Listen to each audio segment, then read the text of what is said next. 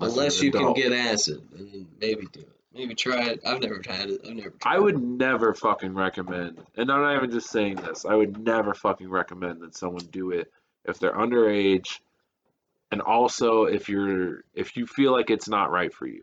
But if you have some kind of mental fortitude, I feel like it's an experience that everyone should have at least once in their life.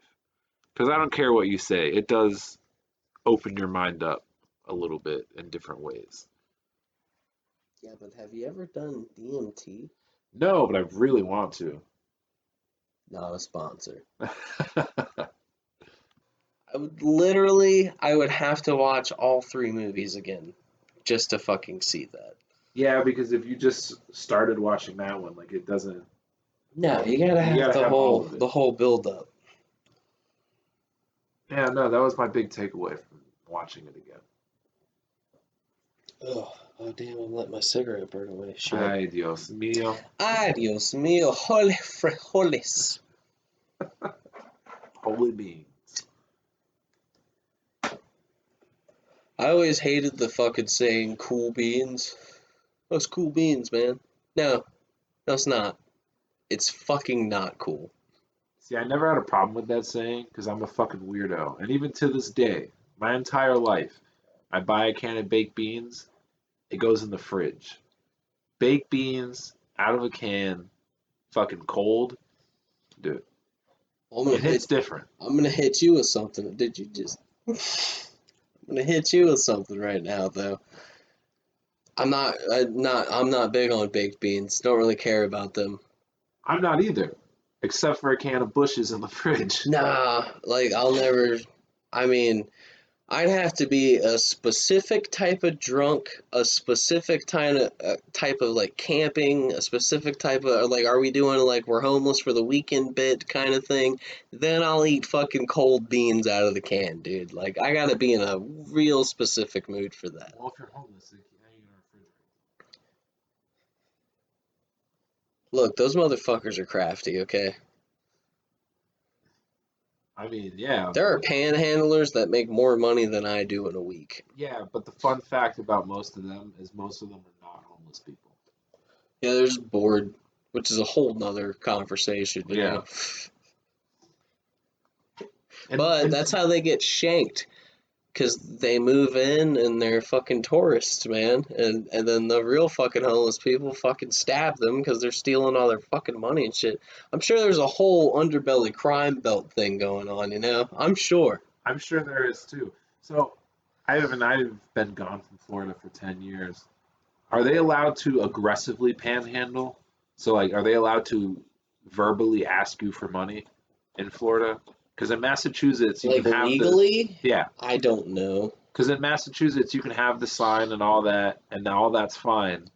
But the moment that you ask someone, You're pestering. once you use your voice, yeah, then You're disturbing the peace. yeah, or At that point. whatever term they use.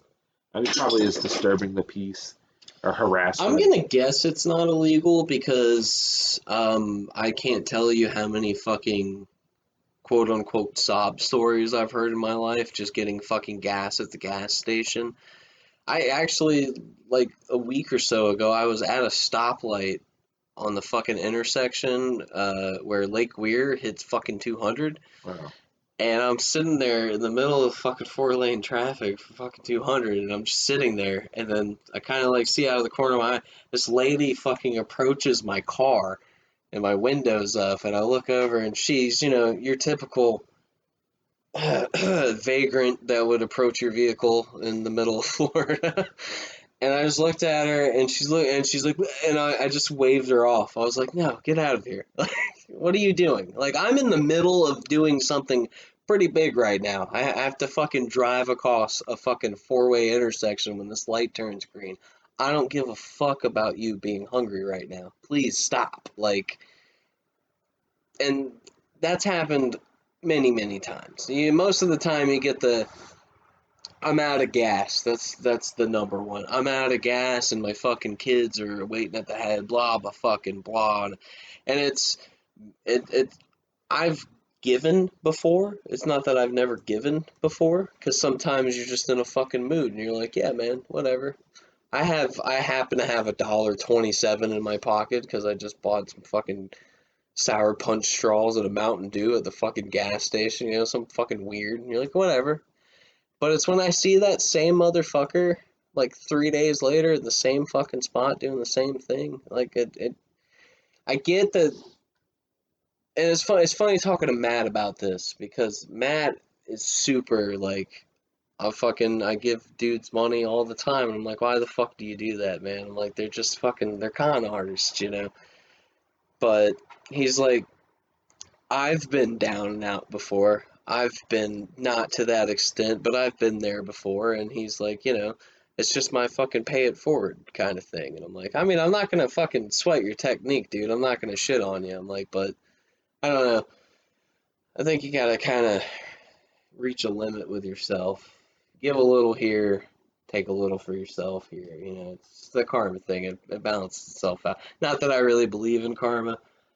I just believe that the world is naturally going to be cruel and hilarious. I mean, I don't think it matters if you were a dick to somebody fucking 10 years ago and this is why this is happening. No, it's usually just a systematic amount of decisions that you've made up until this point, but I don't even remember what the original point was. We were talking about fucking people panhandling, right? But yeah, I went on a whole tangent there. So I'm gonna take this opportunity to pivot to water biscuits. Water biscuits. Give them to your dogs. They fucking love them. My dog definitely loves water biscuits. I've never met a dog, unless it's like a tiny dog, but I've never met a dog that doesn't love water biscuits. Good old classic. Just like mom used to make, you know what I mean? For anyone who doesn't know what a water biscuit is, it's an ice cube. Just give your dog an ice cube. They'll fucking love you forever. I mean, they probably already do, unless you're a piece of shit, but they'll love you even more. I think I think my dog just gets like, well, she definitely knows what a water biscuit is, because Deborah used to fucking when she would pull ice out of the freezer, because we didn't have an ice maker like I have now. Yeah. We just had the tray that would fill up with ice, and she would always be filling up her cups, and she'd always drop a couple of cubes and fucking kick them around, fuck around with River. So that's where River gets that from. She loves that shit. She loves the water biscuits. But I think with this particular setup, I think she just enjoys the noise, because as soon as you I don't care where the fuck she is in the house, she's right up your ass like, you gonna give me one of them water biscuits? It's like, no, I don't want you fucking literally wetting several feet of the floor because you're just kicking a fucking ice cube around. So there's the problem, especially if you have carpet, which no one has carpet in their kitchen, but the dog will take this water biscuit elsewhere. Because like Grace at my house, she does that shit all the time. She'll go under the dining room table and there's a rug on the floor. So she loves to lay on the rug and chew up her fucking water biscuits. Hey, dogs are fucking assholes about rugs. River has one tick about her that absolutely drives me insane. And I've seen her do it. I have proof of it. I've seen her do it several times. Everybody knows the heart-stopping sound of a dog about to puke. Yeah. Everybody knows that sound, right? And every time she fucking pukes, it's always on some carpet of some sort. Whether I was on whether when I was living at the Jesus, blah, blah, blah, blah. Whether when it was oh nope. When I was living at the trailer, I'm trying to be too sweet. When I was living at the trailer, we just had like the little welcome mat. She would puke on that. Here, she pukes on the fucking. That's not a Persian carpet, but you know what I'm talking about, goddammit. It's a fucking giant carpet that takes up the majority of the room. It's not legitimately. Always pukes on that, but I've caught her so many times. I'll just be doing something, and I'll hear the and I'll look over, and she's doing the thing, and she literally will walk from any other place in the house onto the carpet just to puke on it. And you know why that is? No. It's because it reminds them of grass. The carpet? Oh, yeah. Where are you getting this from? My ass. But think about it. Tile, not anything like grass. Rugs and carpets, slightly more grass-like. I mean, you'd have to run some tests, you know what I mean? I'm not saying it's No, totally this is America. improbable. We're not testing shit. We're just saying it. We're not testing shit. I mean, we test shampoo on dogs and stuff, don't I guess. we? You know, isn't that a whole big thing when it's like not tested on animals? Speaking of soap, I think it was. Nah, that sounds like a sponsorship. I just I really want to talk about it though. I legitimately thought you were gonna be like, speaking of soap, I think we should start a fight club, dude. No, I wasn't. That's what I thought you were gonna I mean, do. that's better than what I was gonna say. The way better idea. I was just talking about switching soaps. To what? What do you use now? All right, so again, at the risk of sounding like a sponsorship, which it's not, but I've really been thinking lately of Not a sponsor. I've been thinking of switching to Dr. Splash, man. Oh, because the soap you shower with is shit. Not a sponsor. But no, because I mean it's a legitimate point. And my skin, I don't know, you gotta take care of your skin, bro. Dude, I'm not gonna lie, Plus the man. scents they have, like the kind of scents I enjoy, like woodsy type of scents, or like, Yeah. because like even with cologne, the two things I love the most are like a woodsy scent or a very clean, crisp smell, like CK1, very clean and crisp. I mean, I think the older you get, more your hygiene changes. I mean, I hate it, but it's a fact of life. I'm using fucking dandruff shampoo now because if I don't, I have bad dandruff, and I hate that very much. And it's like no one deserves that. So, I mean, that's just what I do now, you know? And you know what? Also not a sponsor, but Walmart's version of quote unquote Head and Shoulders, it's doing the fucking job, boys. It's doing the job. Because I mean, I don't know with that specific product, but I know with a lot of those like store brand things, they're made in the same factories as all the name brand shit. They just alter it slightly so that it's a different product, but it's the same shit. Yeah, it's got all the same ingredients in it most of the time. Yeah, I mean, and the active, I don't remember what the fuck it's called, but the active Especially ingredient working in retail gives me a real interesting look at like how when people will come in and they're like, I'm looking for this. And specifically if they're like, I'm looking for Tylenol, this specific type of Tylenol, because for some reason there's 15,000 different versions of fucking headache medicine. It's ridiculous. do you see But do you see Dominican? But they'll come in and they'll ask for that, and I'll go, oh, well, I don't have that. But right next to it will be like our store brand, and I'm like, I'll pull the box out, and I'm like, and the thing about my job is like, I'm not a doctor. I don't even fucking take over the counter any kind of medicine for anything, really, ever, personally. I don't know shit about it. And so when they ask me questions, like, I don't have to fucking give them suggestions. Like, I literally don't have to do that. But if it's kind of something like I know, like when anytime someone comes in and talk about fucking tooth pain, to my particular store, I'm like, there's nothing in the store that is gonna fucking help you right now. And I'm like, you need to go get this, and it's there. And I'm like, I know this because I've been there. I know what you need to do, but the truth is, you need to call a fucking dentist and you need to figure it out because there's no fucking. It's all quick fixes, and I'm telling you, they're much more quicker than you think they're gonna be. That shit sucks. You have to just go get that shit figured out. having just recently gone through a tooth thing myself, yeah, no, that it's fucking terrible. Because you can take all the ibuprofen you want, but it's most of that pain's coming from an exposed nerve. So acetaminophen, all it does is reduce swelling and inflammation. That doesn't do shit for an exposed nerve. Like the recommended daily or maximum daily dosage for ibuprofen is 4,000 milligrams a day, or acetaminophen, which is what ibuprofen is. I took fucking close to 10,000 milligrams that day, and literally it It does affected nothing. nothing. It does nothing. All it did was make my liver hurt. Yeah. So the funny thing about that is, I legitimately, like, not totally fully 100%, but I do attribute a little bit of the drinking problem that I have today on the first toothache that I ever got. Because the first toothache I ever got, I was working fucking at Steak and Shake, I think. Not making any fucking money, you know, don't know dental insurance, getting your teeth worked on. It costs fucking money, dude. It's expensive. I don't have that kind of fucking money. Neglect, neglect, neglect. That's what you do with your teeth when you can't fucking afford to get them looked at or to get fucking fixed.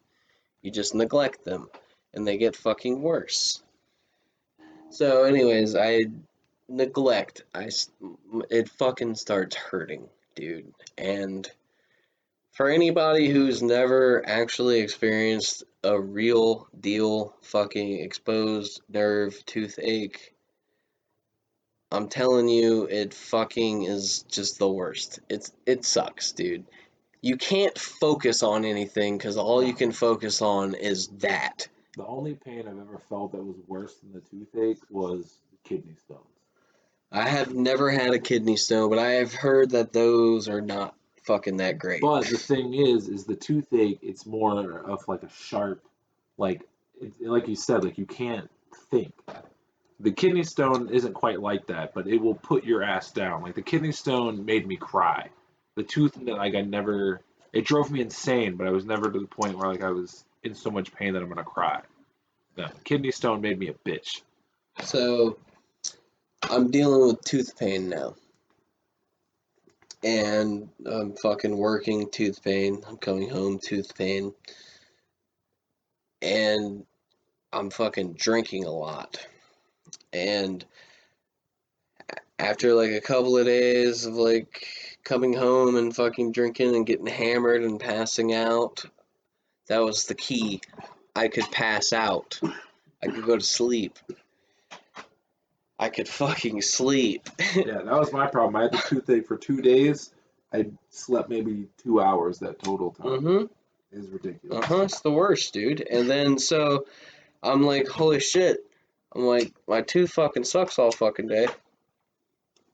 And I'm like, but I can just fucking come home from work and I fucking chug 4 tall boys and take a couple of fucking shots and not give a fuck and pass the fucking take some goodies, headache powders, and fucking pass the fuck out, you know?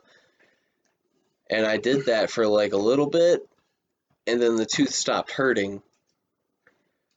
But like at that moment in my life, I didn't drop the drinking habit. Like I started doing that all the time. Just because, like, I don't know, it started to feel normal. Because my tooth hurt for fucking ever, dude. And then it just stopped fucking hurting. And by the time it stopped, I was like doing that shit all the time. And I did for a fucking while. And it's like I said, it's an excuse as much as anything else. But I definitely do think that it is an attributing factor. Do I think it's a majority attributing factor? No. But I definitely think it's there. So, I mean, knowing the very little bit that my dumbass does know about psychology, that makes a lot of sense because that becomes what's known as the process addiction.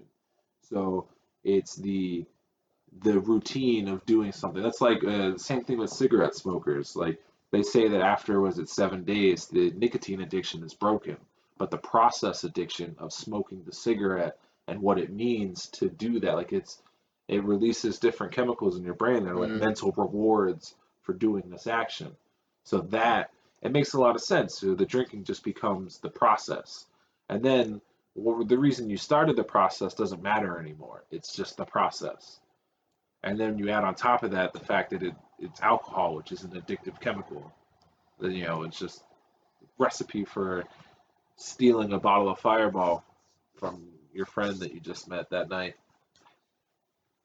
Look, okay. Not a sponsor.